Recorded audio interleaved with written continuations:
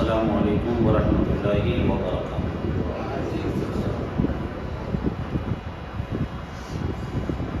الحمد للہ رب العالمین والعاقبۃ للمتقین والصلاة والسلام علی سید المرسلین، اما بعد، اعوذ باللہ من الشیطان الرجیم، بسم اللہ الرحمن الرحیم۔ اتموا الحج والعمرۃ للہ، صدق اللہ مولانا العظیم وصدق رسولہ النبی الامین المتین المبین الکریم۔ ان اللہ وملائکتہ یصلون علی النبی یا ایھا الذین آمنوا صلوا علیہ وسلموا تسلیما۔ اللہ رب محمد صلی اللہ علیہ وسلم، نحن عباد محمد صلی اللہ علیہ وسلم وعلی نبیہ وصحبہ ابد الدہور وکرما۔ خطبہ مسنونہ کے بعد قرآن عظیم والفرقان حمید کی جس آیت پاک کی تلاوت کی، مولا اس کے حوالے سے مجھے حق پیغام آپ تک پہنچانے کی توفیق عطا فرمائے۔ آج آپ کے سامنے مجھے حج کے بارے میں بیان کرنا ہے کہ حج کسے کہتے ہیں اور حج کیسے کرتے ہیں، اور جو حج کے ارکان ہیں ان کے پیچھے کیا حکمت ہے۔ قرآن عظیم والفرقان حمید کے اندر اللہ تعالیٰ نے واضح الفاظ میں فرمایا، وَمَا خَلَقْتُ الْجِنَّ وَالْإِنسَ إِلَّا لِيَعْبُدُونِ۔ ہم نے جناتوں اور انسانوں کو صرف اپنی عبادت کے لیے ہی پیدا کیا ہے۔ اب ہم عبادتوں کو دیکھیں تو عبادت دو طرح کی ہے۔ ایک عبادت بدنی ہے، جس میں انسان کے بدن کے ذریعے عبادت ہوتی ہے۔ دوسری عبادت عبادت مالی، کہ جو عبادت انسان اپنے مال کے ذریعے کرتا ہے۔ جیسے نماز ہے، یہ بدنی عبادت ہے، کیونکہ اس میں آدمی اپنے بدن کے ذریعے اللہ کی عبادت کرتا ہے۔ روزہ ہے، یہ بھی بدنی عبادت ہے، اور زکوٰۃ یہ مالی عبادت ہے۔ صدقہ و خیرات یہ مالی عبادت ہے۔ لیکن حج ایسی عبادت ہے کہ اللہ نے اس میں بدنی عبادت کو بھی رکھ دیا ہے اور مالی عبادت کو بھی رکھ دیا ہے، یعنی مالی عبادت بھی اس کے ذریعے ہو رہی ہے اور بدنی عبادت بھی ہمیں حج میں نظر آ رہی ہے۔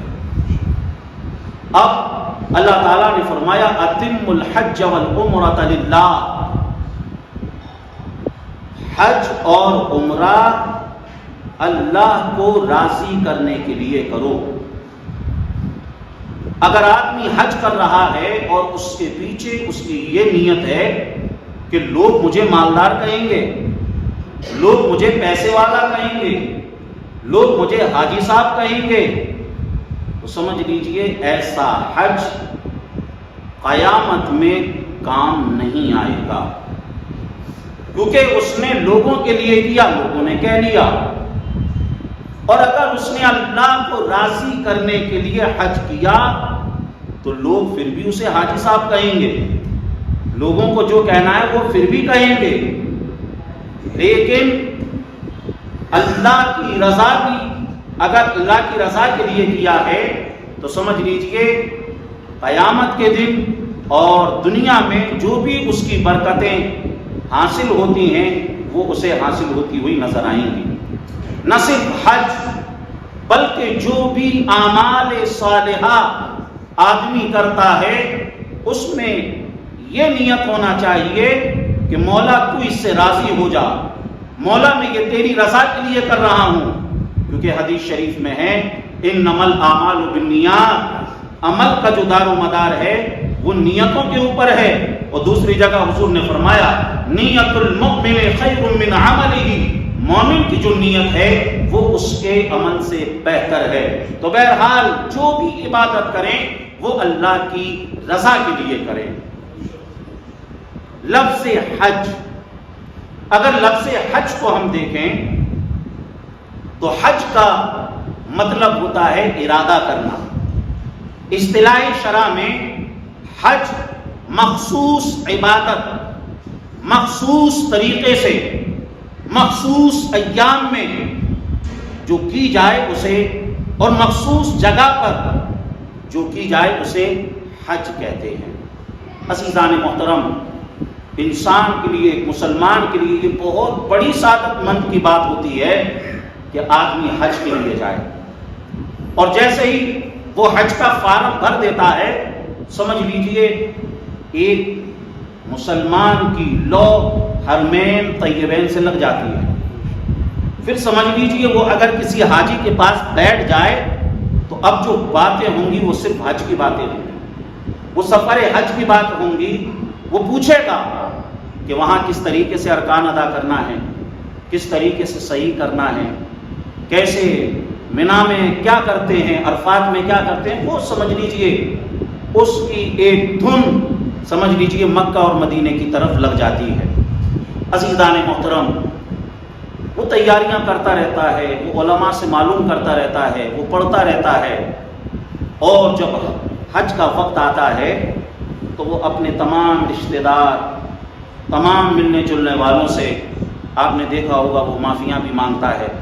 وہ کہتا ہے اگر کوئی بھول چوک میں کسی بھی طریقے سے میری زبان سے، میرے اعضاء سے اگر تمہارا دل دکھا ہو تو میں ایک بہت بڑے سفر پہ جا رہا ہوں، آپ مجھے اس کے لیے معاف کر دیں۔ معافیاں بھی مانگتا ہوا نظر آتا ہے۔ عزیزان محترم، یہاں سے تمام لوگوں سے مل جل کر وہ کہاں پہنچا؟ وہ یا تو بمبئی چلا جاتا ہے یا وہ دلی جاتا ہے۔ زیادہ تر ہمارے یہاں سے جو لوگ حج کرنے جاتے ہیں وہ بمبئی جاتے ہیں۔ اب بمبئی میں بھی 1-2 دن قیام ہوتا ہے، اور قیام کے بعد اب سمجھ لیجئے ایئرپورٹ جانے کا وقت آ جاتا ہے۔ لوگوں نے اسے بتایا ہوا ہوتا ہے کہ ایئرپورٹ پہ غسل کرنے کا بھی انتظام ہوتا ہے، ایئرپورٹ پر ایک مسجد بھی ہوتی ہے، آپ وہاں پر احرام پہنیے گا۔ عزیزان محترم، آج ایک عالم تصور میں آپ کو ایک حج اور عمرہ کرانا چاہتا ہوں۔ اللہ تعالیٰ ہمیں فزیکلی بھی حج کرائے، عملی طور سے بھی ہمیں حرمین طیبین کی حاضری نصیب کرے، لیکن آج عالم تصور میں کہ کس طریقے سے عمرہ کیا جاتا ہے، کس طریقے سے حج کیا جاتا ہے، آپ تھوڑا سا ایسا تصور باندھیں، ایسا سما باندھیں، آپ عالم تصور میں ایسا لگے کہ آج ہم حج کے لیے روانہ ہو رہے ہیں۔ عزیزان محترم، سب سے پہلے غسل وہاں پر کر لیا گیا، اور غسل کرنے کے بعد پھر وہ 2 چادریں جسے عرف عام میں احرام کہا جاتا ہے، ایک چادر نیچے باندھی جاتی ہے، ایک چادر کو اوپر سے اوڑھا جاتا ہے۔ اصل میں احرام اسے نہیں کہتے ہیں، احرام کا مطلب ہوتا ہے حرام کرنا۔ مطلب یہ ہے کہ آدمی جب احرام کی نیت کر لیتا ہے تو وہ بہت سی چیزیں جو اس کے لیے حلال تھیں وہ اب اس کے لیے حرام ہو جاتی ہیں۔ اس کی بیوی اس کے لیے حلال تھی، اب اس کے لیے وہ حرام ہو گئی۔ شکار کرنا پہلے اس کے لیے حلال تھا، لیکن اب اس کے لیے حرام ہو گیا۔ خوشبو وغیرہ کا سونگنا پہلے اس کے لیے جائز تھا، لیکن اب اس کے لیے ناجائز ہو گیا۔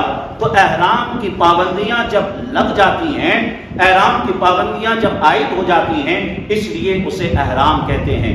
ویسے عرف عام میں ان 2 چادروں کو احرام کہتے ہیں۔ عزیزان محترم، یہ 2 چادریں جو احرام جنہیں ہم کہتے ہیں، ایک نیچے اور ایک اوپر، کیا وجہ ہے ہم اچھا لباس پہنتے ہیں؟ کیا وجہ ہے کہ جو ہمارے لباس ہیں اللہ کا حکم ہوتا ہے، شریعت کا حکم ہوتا ہے کہ اس لباس کو اتار دو، اب تمہیں 2 چادروں میں اللہ کی بارگاہ میں حاضری دینی ہے۔ عزیزان محترم، یہ 2 چادریں جو لباس ہے نا، یہ حضرت ابراہیم علیہ السلام کا لباس ہے۔ حضرت ابراہیم علیہ السلام کا لباس تھا، ایک چادر نیچے تھی، ایک چادر اوپر تھی۔ یہ لباس اللہ کو اتنا پسند آیا، اتنا پسند آیا، رب کی رحمتوں نے کہا ابراہیم اب جو کوئی صبح قیامت تک حج کرے گا، عمرہ کرے گا، اے ابراہیم اسے تیرے ہی انداز میں یہاں آنا ہوگا، اسے تیرے ہی انداز میں یہاں پر حاضری دینی ہوگی۔ وہ لاکھ روپے کا لباس پہنتا ہو، اپ ٹو ڈیٹ لباس پہنتا ہو، اتار دو اسے، ایک چادر نیچے اور ایک چادر اوپر۔ عزیزان محترم، یہ جو احرام ہوتا ہے نا، یہ بغیر سلا ہوا لباس ہوتا ہے۔ انسان جب اس دنیا میں آتا ہے نا تو اسے سلا ہوا لباس نہیں پہنایا جاتا، بلکہ بغیر سلے ہوئے لباس میں اسے لپیٹ دیا جاتا ہے، بغیر سلے ہوئے لباس میں اسے لپیٹ دیا جاتا ہے۔ یہاں سے کیا ذہن دیا جا رہا ہے؟ یہاں سے یہ ذہن دیا جا رہا ہے جس طریقے سے یہ بچہ آج پیدا ہوا، آج اس کے نامہ اعمال میں کوئی گناہ نہیں۔ اگر کوئی حاجی اللہ اور اس کے رسول کو راضی کرنے کے لیے حج کرے گا تو حج اور عمرہ کرنے کے بعد وہ ایسا ہی ہو جائے گا جیسا کہ یہ پیٹ سے پیدا ہونے والا بچہ ہے۔ جس طریقے سے اس کا دامن گناہوں سے صاف ہے، اسی طریقے سے اس حج کرنے والے کا اور اس عمرہ کرنے والے کے اللہ تمام گناہوں کو معاف فرما دیتا ہے۔ عزیزان محترم، اور اسی کے ساتھ ساتھ انسان جب اس دنیا میں آیا اس وقت اس کا لباس بغیر سلا لباس تھا۔ اسی طریقے سے انسان جب اس دنیا سے جاتا ہے، آپ کفن کو دیکھیے، کفن بھی بغیر سلا ہوتا ہے، یعنی انسان کا جو پہلا لباس تھا وہ بھی بغیر سلا، اور انسان کا جو آخری لباس ہے وہ بھی بغیر سلا ہے۔ عزیزان محترم، اور اسی کے ساتھ ساتھ لباس، جو احرام کا جو لباس ہے وہ سفید ہوتا ہے۔ کیا ذہن دیا جاتا ہے؟ یہ ذہن دیا جاتا ہے کہ حاجی اور یہ عمرہ کرنے والے، حج اور عمرہ کی وجہ سے تیرا جو وجود ہے وہ گناہوں سے اسی طریقے سے صاف اور شفاف ہو گیا ہے جس طریقے سے یہ تیرا لباس ہے، یہ تیرا احرام ہے۔ عزیزان محترم، اس لیے جو ہے سفید لباس احرام کا پہنا جاتا ہے، اور احرام کا لباس پہننے کے بعد اب جو ہے ایئرپورٹ کے اندر ہم ہمارا جو جہاز ہے اس کی طرف روانہ ہو جاتے ہیں، اور جہاز کے اندر بیٹھ بھی جاتے ہیں۔ عزیزان محترم، لیکن بہتر یہ ہے کہ اس وقت نیت نہ کی جائے۔ اگر آپ نے احرام پہننے کے بعد فوراً نیت کر لی اور آپ نے جو ہے تلبیہ پڑھ لیا اور اس کے بعد نفل جو پڑھے جاتے ہیں وہ پڑھ لیے اور سب نیت کر لی، تو سمجھ لیجئے آپ کے اوپر احرام کی پابندیاں لاگو ہو گئی۔ کسی وجہ سے اگر آپ کی فلائٹ چھوٹ گئی، آپ نہیں جا سکے، تو جو پابندیاں ہیں وہ پابندیاں رہیں گی، یعنی آپ اپنی بیوی کو نہیں چھو سکتے ہیں، آپ کسی خوشبو کی چیز کو نہیں سونگھ سکتے ہیں، آپ سلا ہوا لباس نہیں پہن سکتے ہیں۔ اس لیے علماء احتیاط کے طور پر کہتے ہیں کہ آپ جو ہے نفل نماز ادا کر لیں، تلبیہ بھی پڑھ لیں، احرام کی چادروں کو بھی پہن لیں اور جہاز میں بیٹھ جائیں۔ جہاز اب اڑنے لگ جائے، اس کے بعد آپ جو ہے عمرے کی نیت کر لیں کہ مولا میں عمرے کے لیے جا رہا ہوں، مولا تو اسے قبول فرما اور اس عمرے کو میں تیرے لیے کر رہا ہوں۔ عزیزان محترم، میقات سے پہلے، یلملم سے پہلے ہمیں عمرے کی نیت کر لینی ہے۔ عزیزان محترم، ایئرپورٹ جہاز کے اندر بھی اعلان ہوتا ہے کہ اب ہم میقات پر پہنچنے والے ہیں، آپ جو ہے نیت کر لیں، کیونکہ حاجی تھکا ہوا ہوتا ہے، جاگا ہوا ہوتا ہے، فوراً اس کے اندر بیٹھتا ہے تو نیند آ جاتی ہے، تو اس لیے بہتر ہے سونے سے پہلے اسے جو ہے نیت کر لی۔ ہم نے نیت کر لی، اب اس کے بعد جو ہے جہاز کے اندر ٹیشو پیپر بھی دیے جاتے ہیں، ان ٹیشو پیپرز کے اندر جو ہے خوشبو بھی ہوتی ہے، تو اب ہم نے نیت کر لی ہے تو اب ہمیں وہ خوشبو والا جو ٹیشو پیپر ہے اب ہمیں اس کا استعمال نہیں کرنا ہے۔ عزیزان محترم، اور اس کے بعد جدہ پہنچتے ہیں۔ جدہ پہنچنے کے بعد آپ پہلے یہ سوچ لیجئے، یہ جو سفر حج ہے نا، اس میں قدم قدم پر پریشانیاں ہیں، قدم قدم پر مصیبت ہے، تو اس لیے ایک حاجی کے لیے ضروری ہے وہ ہر جگہ پر صبر سے کام لے، ہر جگہ پر صبر کا مظاہرہ کرے، کسی کام میں جلد بازی نہ کرے۔ عزیزان محترم، جیسے ہی جدہ پہ اترنے کے بعد بسوں کے ذریعے ہوٹل لے جایا جاتا ہے۔ ہوٹل میں پہنچنے کے بعد اب کچھ لوگ سوچتے ہیں کہ احرام پہن لیا ہے تو اب ہم جو ہے سو بھی نہیں سکتے۔ ایسا نہیں، احرام پہننے میں ہم سو سکتے ہیں۔ ہم اپنے گھر سے جگے ہوئے تھے، سفر میں بھی جگے ہوئے، جدہ کے بعد پھر مکہ تک پہنچنے تک جاگے۔ کافی آدمی تھک جاتا ہے۔ کچھ لوگ کیا کرتے ہیں، اسی تھکاوٹ میں حرم شریف میں، خانہ کعبہ اور مطاف میں چلے جاتے ہیں۔ ہم نے کچھ لوگوں کو دیکھا وہ طواف بھی کر رہے ہیں اور اونگ بھی رہے ہیں، وہ دعائیں بھی مانگ رہے ہیں اور سو بھی رہے ہیں۔ ایسا نہیں، بلکہ جو ہے ہوٹل میں پہنچنے کے بعد تھوڑی دیر آرام کر لیں، اگر نہانے کی ضرورت ہے تو نہا بھی سکتے ہیں، لیکن اس میں احتیاط کی رکھ کے نہایا جائے کہ سر کے بال نہ ٹوٹ جائیں، بدن کے بال نہ ٹوٹ جائیں، صابن کو بھی جو ہے خوشبو والے کو استعمال نہ کریں۔ عزیزان محترم، اور آدمی جب بالکل فریش ہو جائے اب اس کے بعد حرم شریف کے لیے نکلے۔ عزیزان محترم، جیسے ہی آدمی باب السلام سے داخل ہونے کے بعد اور جیسے ہی اس کی نظر کعبے پہ پڑتی ہے نا، کعبے پہ پڑتی ہے، جب ہم گئے تھے ہمارے ساتھ جو گروپ تھا، ہم ان کو خوب سکھا کے لے گئے کہ جیسے ہی کعبے پہ پہلے نظر پڑے اس وقت جو دعا مانگی جاتی ہے اللہ تعالیٰ اسے قبول فرما لیتا ہے۔ عزیزان محترم، جیسے ہی میں نے کعبہ دیکھا، نہ تو دعا کا ہوش رہا اور نہ کسی کچھ مانگنے کی خبر رہی، بس دیکھے تو اس کو دیکھتے ہی رہ گئے۔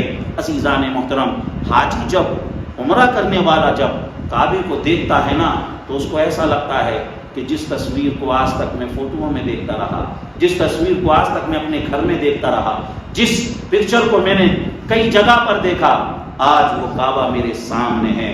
عزیزان محترم، اور اس وقت کچھ شرمندگی بھی ہوتی ہے اگر ہم جان جائیں کہ فلاں آدمی گناہگار ہے، فلاں آدمی اچھی نیت کا نہیں ہے، اچھی نظر کا نہیں ہے، اچھی چال چلن کا نہیں ہے، گنڈا ہے، موالی ہے، لچا ہے، لفنگا ہے، تو بتاؤ اسے ہم اپنے گھر میں آنے دیتے ہیں؟ اس کے لیے ہمارے گھر کے دروازے بند ہوتے ہیں۔ کوئی بہت بڑا کرمنل ہو، کوئی اسے اپنے گھر میں رکائے گا؟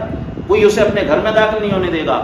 عزیزان محترم، اللہ جانتا ہے کہ ہم کتنے بڑے گناہگار، ہم کتنے بڑے پاپی، ہم کتنے بڑے عیار و مکار، لیکن پھر ابھی اللہ تعالیٰ نے ہمیں اپنے گھر میں بلایا۔ انسان خانہ کعبہ پر جب پہنچتا ہے اگر اسے اتنا احساس ہو جائے، سمجھ لیجیے وہ سا و قطار کھو دیتا ہے، اس کی آنکھوں سے آنسو بہ نکلتے ہیں اور وہ اللہ کی تجلی، سمجھ لیجیے اللہ کا قہر و غضب اس جگہ پر وہ محسوس کرتا ہے۔ عزیزان محترم، ایک عمرہ کرنے والا، ایک حج کرنے والا جیسے ہی اس کی نظر خانہ کعبہ پر پڑے فوراً دعا کرے، اللہ تعالیٰ اس دعا کو قبول فرما لیتا ہے۔ امام در رد المختار کے اندر امام شافعی نے 30ویں جلد میں لکھا کہ دعائیں بہت ساری کی جا سکتی ہیں، لیکن آدمی یہ دعا کرے کہ اللہ مجھے بغیر حساب کی تو جنت عطا فرما دے، بغیر حساب کی جنت عطا فرما دے۔ بعض علماء نے یہ لکھا کہ یہ دعا کرو کہ مولا اس سفر میں تجھ سے جو دعا کروں مولا تو تمام دعاؤں کو قبول فرما لے۔ عزیزان محترم، اب ہم جو ہے وہاں پر پہنچتے ہیں، کہاں؟ جہاں پر حجر اسود لگا ہوا ہے نا، وہاں پر حجر اسود کو چومتے ہیں۔ حجر اسود کو چومنے کے بعد اس کے بعد جو ہے اب جو ہے سمجھ لیجئے خانہ کعبہ کا طواف شروع ہوتا ہے، اور اس سے پہلے ایک چیز اور جو کی جاتی ہے شروع میں، وہ تلبیہ پڑھا جاتا ہے، لبیک اللہم لبیک لبیک لا شریک لک لبیک ان الحمد والنعمت لک والملک لا شریک لک۔ عزیزان محترم، پوری حرم شریف کی فضا اسی کلمات سے گونجتی رہتی ہے، لبیک اللہم لبیک۔ مطلب کیا ہوتا ہے اس کا؟ لبیک کا مطلب ہوتا ہے میں حاضر ہوں۔ حاضر ہوں کب کہا جاتا ہے؟ جب آپ کو کوئی پکارے۔ ہم اور آپ اسکول میں ہوتے ہیں، جب وہاں پر اٹینڈنس لگتی ہے، حاضری لگتی ہے، ہم یس سر کہتے ہیں، ہم کہتے ہیں حاضر ہیں۔ کب کہتے ہیں؟ جب حاضری لی جاتی ہے، تبھی نہ کہتے ہیں۔ اگر کوئی اچانک سے کہنے لگ جائے میں حاضر ہوں تو کیا مطلب؟ عربی میں لبیک کا مطلب یہی ہوتا ہے، یس سر میں حاضر ہوں۔ تو یہ اللہ نے تو پکارا نہیں، اب ہر ایک حاجی کیوں کہہ رہا ہے؟ عزیزان محترم، یہ اللہ کی پکار نہیں، یہ حضرت ابراہیم علیہ السلام کی پکار پر حاجی کہہ رہا ہوتا ہے۔ جب حضرت ابراہیم علیہ السلام نے خانہ کعبہ کو تعمیر کر دیا، بنا لیا، اب کعبہ بنانے کے بعد ابراہیم علیہ السلام کے دل میں خیال آیا، مولا میں نے تیرا گھر بنا لیا ہے، مولا اب تیرے گھر کی زیارت کے لیے لوگ آئیں۔ اللہ کی طرف سے حکم ہوا، ابراہیم جبل ابو قبیس پر چڑھ جاؤ۔ یہ جبل ابو قبیس کہاں ہیں؟ جو لوگ گئے ہوئے ہیں، آج جس جگہ پر کنگ، وہاں کے کنگ کا جو محل بنا ہوا ہے، اسی جگہ کے پاس میں اسی پہاڑ کو جبل ابو قبیس کہا جاتا ہے۔ وہاں پر حضرت ابراہیم علیہ السلام کھڑے ہو کر لوگوں کو دعوت دینے لگے، آؤ اور حج کرنے کے لیے آؤ۔ حضرت ابراہیم علیہ السلام نے ہو سکتا ہے سوچا ہو، مولا میں کہوں گا تو آواز کہاں تک جائے گی؟ میں کہوں گا آواز کتنی دور تک جائے گی؟ مولا میں اگر پکاروں گا 2-4-10 کلومیٹر حد ہے، اس سے زیادہ تو نہیں جائے گی۔ رب کی رحمتوں نے کہا، ابراہیم اذن فی الناس بالحج، لوگوں کو حج کے لیے بلاؤ۔ ابراہیم اب پکارنا تمہارا کام ہے اور تمہاری آواز کو پوری دنیا میں پہنچانا ہمارا کام ہے. اور اللہ نے ایسا پہنچایا کہ پوری دنیا میں تو پہنچی. جو بچے ابھی ماں کے پیٹ میں تھے نا وہاں پر بھی اللہ نے اس آواز کو پہنچا دیا. جو بچے ابھی باپ کی رحم باپ کی صلب میں تھے وہاں پر بھی اللہ نے اس آواز کو پہنچا دیا. یہاں تک کہ جو لوگ ابھی عالم ارواح میں تھے اللہ نے وہاں تک اس آواز کو پہنچا دیا. ابراہیم علیہ السلام نے کہا نا اذن فی الناس بالحج، آؤ حج کرنے کے لیے، آؤ اللہ کے گھر کی زیارت کے لیے. عزیزان محترم، اب جس نے لبیک کہا اللہ تعالیٰ اسے حرمین طیبین کی حاضری عطا فرماتا ہے. جس نے بھی لبیک کہا، جس روح نے لبیک کہا، گوالیئر کے جتنے بھی حاجی صاحبان ہیں عزیزان محترم، ان کی روحوں نے عالم ارواح میں لبیک کہا، اس لیے اللہ نے انہیں حج کی سعادت عطا فرمائی. اس مسجد کے سابق صدر مرحوم حاجی مصطفیٰ صاحب، ان کی روح نے بھی سمجھ لیجیے لبیک کہا ہوگا. حاجی سعید الرحمان صاحب، ان کی روح نے بھی لبیک کہا ہوگا. اور اس کے علاوہ جو بھی حاجی صاحبان ہیں جو بھی حج کرنے گیا سمجھ لیجیے ان کی روحوں نے لبیک کہا. جس نے جتنی بار لبیک کہا اللہ اسے اتنے ہی بار حج کی سعادت عطا فرماتا ہے. عزیزان محترم، تو جو کہتے ہیں نا میں حاضر ہوں، یہ کس کی پکار پہ کہتے ہیں؟ ابراہیم علیہ السلام کی پکار پر کہتے ہیں. اور اس کے بعد اب جو ہے لبیک بھی کہہ لیا ہم نے، اب جو ہے طواف شروع ہو گیا. اب دیکھیے طواف جو ہوتا ہے جس طریقے سے گھڑی کا کانٹا یوں چلتا ہے، طواف اینٹی کلاک ہوتا ہے، اس کے الٹے حساب سے. وہ جو بھی جاتا ہے وہاں پر چکر لگا رہا ہوتا ہے. آپ خود سوچیے ہمارے سامنے یہاں کوئی چکر کھانے لگ جائے تو ہم کہیں گے بھائی چکر کیوں کھا رہا ہے، اپنا بھی دماغ خراب کر رہا ہے، ہمارا بھی دماغ خراب کر رہا ہے. لیکن وہاں جو بھی جا رہا ہے وہ سبھی چکر لگا رہے ہیں، اللہ کے گھر میں طواف کر رہے ہیں، ساتھ چکر لگا رہے ہیں. طواف اتنی بڑی عبادت کہ دنیا کی تمام عبادتیں آدمی اور بھی جگہ کر سکتا ہے، لیکن طواف ایک ایسی عبادت ہے جو صرف اور صرف مسجد حرام میں ہی ادا کی جا سکتی ہے. اور تو کہیں طواف نہیں کر سکتا ہے نا آدمی، مسجد حرام کے علاوہ اور کہیں طواف نہیں ہو سکتا. تو طواف بڑی عبادت ہے. سارے کے سارے لوگ چکر لگا رہے ہیں. کیا وجہ ہے؟ تاریخ مکہ کے اندر ہے. حضرت آدم علیہ السلام کو اللہ نے جب زمین پر بھیجا نا تو آدم علیہ السلام نے آسمان پر ایک کعبہ دیکھا تھا بیت المعمور میں کہ فرشتے جس کا طواف کرتے تھے. حضرت آدم علیہ السلام نے ارادہ کیا مولا ایک زمین پر بھی تیرا گھر بنایا جائے. انا اول بیت وضع للناس للذی ببکۃ مبارکا، اللہ تبارک و تعالی کا جو گھر ہے وہ سب سے پہلا گھر زمین پر اگر جو بنایا گیا وہ خانہ کعبہ ہے. حضرت ابراہیم علیہ السلام نے اسے حضرت آدم علیہ السلام نے بنایا. آدم علیہ السلام نے اس کی دیواروں کو اٹھا لیا، بنا لیا. اب آدمی کوئی بھی کام کرتا ہے نا تو کوشش کرتا ہے یار یہ میں نے اتنا اچھا کام جو کیا ہے اب لوگ اسے دیکھیں. یہ دیکھیے مسجد میں بھی کام ہو رہا ہے اور ابھی ہوا جیسی جب اس کا پینٹ ہوا تو کمیٹی کے دل میں آیا ہوگا لاؤ جلدی سے لوگوں کو اس کو دکھائیں یا لوگ آئیں اور دیکھیں کہ ہم نے کتنا اچھا پینٹ کرایا ہے. یہ مسجد کے اندر جو فرش لگا ہے، ٹائلز لگی ہیں، کمیٹی کے لوگوں نے سوچا ہوگا کہ جلدی سے لوگ دیکھیں کہ ہم نے اللہ کے گھر کو کتنے اچھے طریقے سے سجایا. تو حضرت آدم علیہ السلام نے بنا لیا. کوئی وہاں پر تھا ہی نہیں تعریف کرنے والا، کیونکہ آدم علیہ السلام تو اکیلے تھے نا. اب آدم علیہ السلام ہی اس کے ارد گرد چکر لگانے لگے اور کہنے لگے مولا تیرا گھر بڑا اچھا ہے، تیرا گھر بڑا لاجواب ہے، تیرا گھر بڑا پیارا ہے. اور اس کے چکر لگانے لگے. اللہ کو یہ ادا اتنی پسند آئی، رب نے ایسا نظام بنایا کہ آدم تم نے جس طریقے سے چکر لگائے ہیں اب جو بھی حاجی آئے گا وہ تمہارے ہی انداز پہ چکر لگاتا ہوا نظر آئے گا، وہ اسی طریقے سے طواف کرتا ہوا نظر آئے گا. عزیزان محترم، اب ہم جب طواف کرتے ہیں وہ طواف جس کے بعد سعی ہے، جس کے بعد صحیح ہے اس میں جو ہے رمل کرتے ہیں، اجتباء کرتے ہیں۔ اجتباء کسے کہتے ہیں؟ آپ نے حاجیوں کو دیکھا ہوگا کہ وہ اس طریقے سے جو ہے احرام اوڑھتے ہیں کہ ان کا جو کاندھا ہے، ان کا کاندھا جو ہے، ایک کاندھا جو ہے کھلا ہوا رہتا ہے، آپ نے دیکھا ہوگا، ٹھیک ہے، اس کو اجتباء کہتے ہیں۔ ایسا کیوں؟ کیونکہ سرکار صلی اللہ علیہ وسلم نے جب طواف کیا اور سرکار کی چادر نیچے گر گئی اور سرکار نے اس کو اس طریقے سے اوپر ڈالنے کی بجائے نیچے سے اوپر ڈال دیا، تو بس حضور نے ایسا کیا نا، اب سب کی ڈیوٹی یہی ہو گئی، تم سب کو بھی ایسے ہی کرنا ہے۔ اور جب حضور عمرہ کرنے کے لیے آئے تھے مدینہ شریف سے، اب رمل کسے کہتے ہیں؟ رمل کہتے ہیں تھوڑا سا اکڑ کے چلنا، اترا کے چلنا۔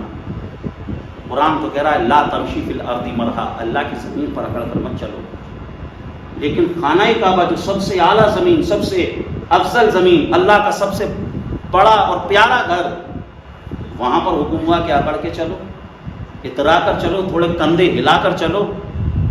جب حضور طواف کر رہے تھے نا تو مکہ کے لوگ باتیں بنا رہے تھے کہ جب سے یہ مدینے گئے نا یہ کمزور ہو گئے ہیں، یہ اتنے کمزور ہو گئے، اتنے کمزور ہو گئے، ان کو تو لڑنے کی بھی ہمیں ضرورت نہیں پڑے گی۔ حضور نے جب سنا، حضور نے کہا اگر یہ ایسا کہہ رہے ہیں نا، اب تھوڑا اترا کر چلو، اب تھوڑا کاندھے ہلا ہلا کر چلو، اب جو ہے تھوڑا ان کو دکھا دکھا کر چلو۔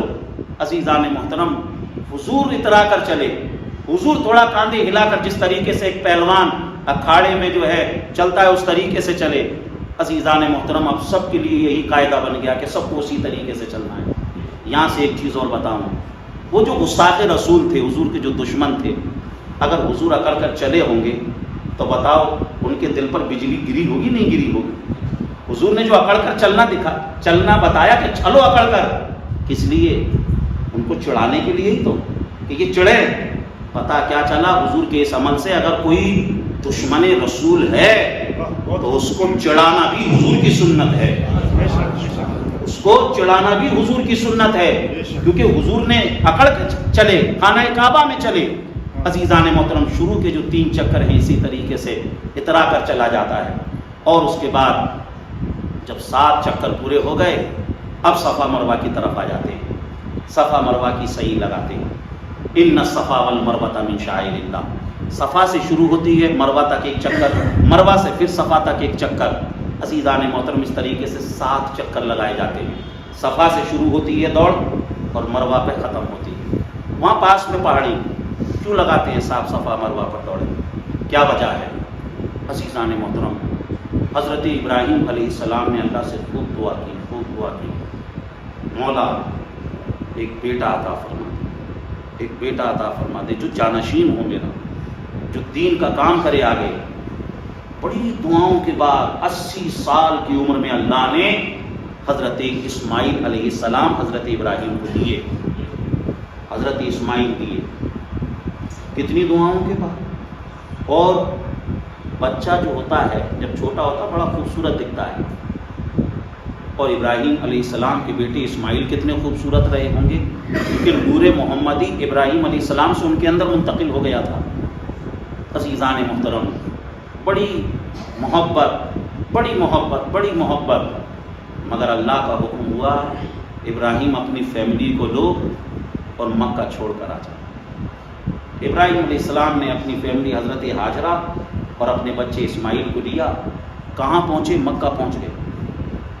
اس وقت مکہ ایک ایسی وادی تھی کہ ڈر کو بھی ڈر لگ جائے، نہ چرند نہ پرند، نہ سمجھ لیجئے گھاس پھوس، کچھ بھی نہیں، کیڑے مکوڑے تک نہیں، وہاں کچھ بھی نہیں۔ وہاں چھوڑ دیا، تھوڑا سا توشہ تھا، کچھ کھجوریں، کچھ پانی، چلنے لگے۔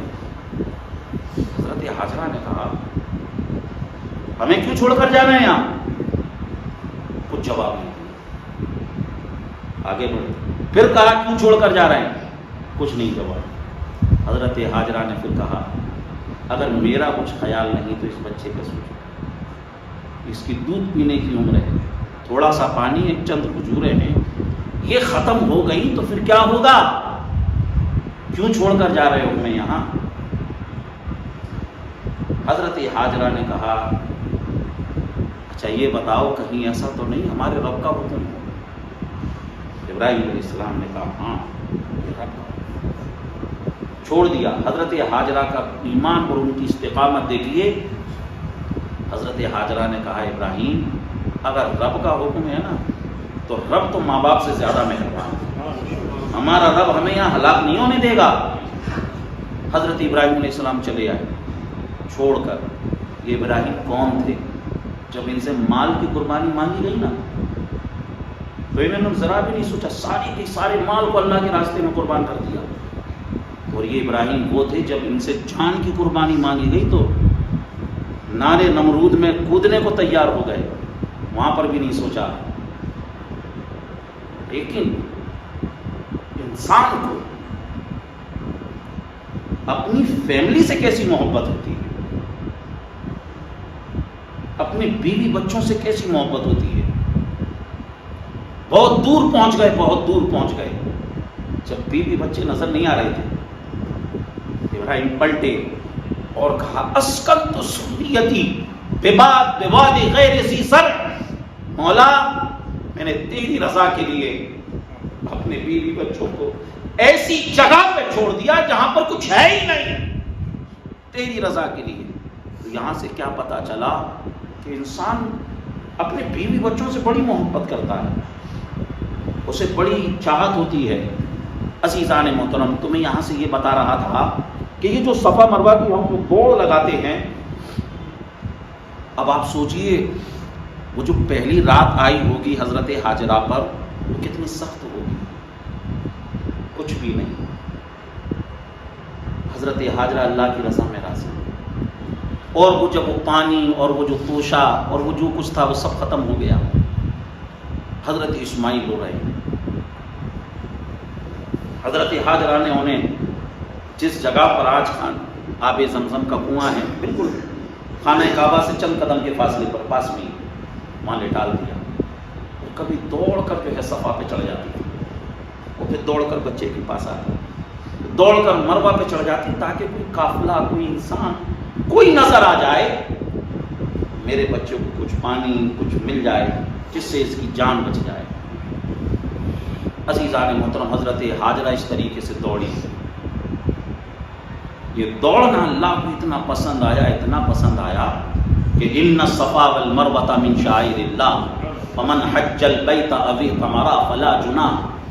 اللہ نے صفا مروہ کو اپنی نشانیاں بنا دی، اور رب کی رحمتوں نے یہ انعام حضرت ہاجرہ کو دیا۔ ہاجرہ تم جو دوڑی ہو، بچے کے لیے دوڑی ہو، پانی کے لیے دوڑی ہو، کھانے کے لیے دوڑی ہو، مگر ہاجرہ اب صبح قیامت تک جتنے بھی حاجی آئیں گے نا وہ سب تیرے انداز پر دوڑتے ہوئے نظر آئیں گے۔ اے ہاجرہ دیکھنا، جب 2000 کے بعد جو حج ہوں گے اس میں تو اس جگہ پر اے سی بھی لگ جائے گا، لیکن ہاجرہ پھر بھی لوگ تیرے انداز پہ دوڑتے ہوئے نظر آئیں گے۔ ہاجرہ پانی کی کمی نہیں ہوگی، پانی کی بوتل ساتھ میں ہوگی، پھر بھی ہر حاجی تیرے انداز پہ دوڑ رہا ہوگا۔ جتنے بھی غوث کتب ابدال، اللہ کے بڑے سے بڑے ولی جو بھی ہوں گے، وہ جو بھی حج کرنے آئیں گے، ہاجرہ وہ سارے کے سارے تیری ہی انداز پہ دوڑتے ہوئے نظر آئیں گے۔ عزیزان محترم، بیچ میں میلین اخضرین ایک جگہ ہے جہاں پر ہری ٹیوب لائٹیں لگی ہوئی ہیں، اس جگہ پر چال کو تھوڑی سی تیز کر دیا جاتا ہے، کیونکہ حضرت ہاجرہ نے اس جگہ پر اپنی چال کو تھوڑا تیز کر دیا تھا، تو اللہ نے حکم دے دیا کہ جو بھی حاجی آئے وہ اسی طریقے سے یہاں پر اپنی چال کو تیز کر دے۔ عزیزان محترم، صحیح ہو گئی۔ صحیح ہونے کے بعد پھر کیا ہوتا ہے؟ پھر جو ہے حلق کروایا جاتا ہے، بالوں کو اتروایا جاتا ہے، بالوں کو منڈوایا جاتا ہے۔ آپ سوچئے یہ بال منڈوانا یہ عبادت کیسے، یہ حج اور عمرے کا رکن کیسے ہو گیا؟ عرب کا معمول تھا، وہ کسی کو اپنا غلام بناتے تھے تو اس کے بالوں کو چھیل دیتے تھے، اس کی گنجی کر دیتے تھے۔ سارے لوگوں میں اگر کوئی گنجا دکھتا تھا نا تو لوگ سمجھ جاتے تھے کہ یہ غلام ہے، یہ کسی کا غلام ہے۔ اور وہ جو غلام ہوتا تھا نا اس کی اپنی مرضی کوئی نہیں ہوتی تھی، اس کی کے مالک کی ہی مرضی چلتی تھی. تو اسی طریقے سے ایک حج کرنے والا اور ایک عمرہ کرنے والا اپنے بالوں کو اتروا کر یہ ذہن دیتا ہے مولا اب میں تیرا ہی بندہ ہوں. مولا اس لیے میں نے ان بالوں کو ترشوا دیا، ان بالوں کو اتروا دیا. عزیزان محترم، اس کے بعد یہ ہمارا جو عمرہ تھا، عمرہ ہمارا مکمل ہو گیا. اس طریقے سے عمرہ کیا جاتا ہے. پہلا چیز کیا ہوتی ہے عمرے کے اندر؟ احرام پہنتے ہیں، تلبیہ کہتے ہیں، لبیک اللہم لبیک، نماز پڑھتے ہیں اور نیت کرتے ہیں. اور میقات سے پہلے نیت کرنا ہوتی ہے. مکہ شریف پہنچے. دوسرا، خانہ کعبہ میں طواف کرتے ہیں. طواف کے بعد جو ہے آب زمزم پیتے ہیں اور 2 رکعت نماز بھی پڑھتے ہیں. واتخذوا من مقام ابراہیم مصلی، حضرت ابراہیم علیہ السلام کا جو مقام ابراہیم بنا ہے وہاں یا جہاں پر بھی جگہ مل جائے. احرام پہنا، طواف کیا. تیسری چیز صفا مروہ کی صحیح کرتے ہیں. چوتھی چیز اپنے بالوں کو اتروا لیتے ہیں. اس طریقے سے یہ ہمارا